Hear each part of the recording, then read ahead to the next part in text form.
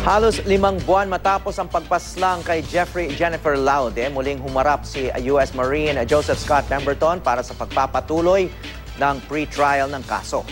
Isa sa mga inaasahan tatalakayin doon, ang plea bargaining agreement o pag-aareglo ng dalawang kampo. Mula sa Olongapo City, may news to go si Rida Reyes. Rida.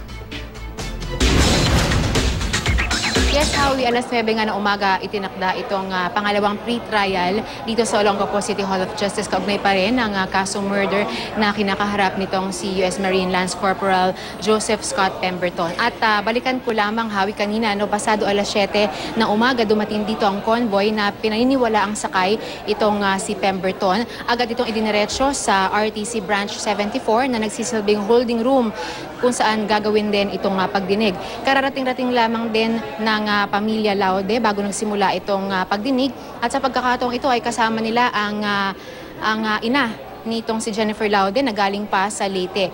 Kung noong huling hearing, Howie, ay isinapinal ang mga ebidensya at mga testigong gagamitin sa trial proper, ngayong umaga naman ay inaasahan na matatalakay ang plea bargaining agreement sa pagitan ng magkabilang panig, depensa at ng prosekusyon. Posible, Howie, na i-invoke ng depensa ang plea bargaining agreement kung saan makikipagkasundo ito sa panig ng prosekusyon na amin sa pagpatay kay Laude sa kondisyon na mapababa o ma-downgrade sa homicide na lamang itong kasong murder na nakasampa laban sa kanya. Pero for the record, Howie, linawin lang natin, wala pa namang formal offer itong kampo ni Pemberton ng anumang plea bargaining agreement sa kampo naman itong sila Laude.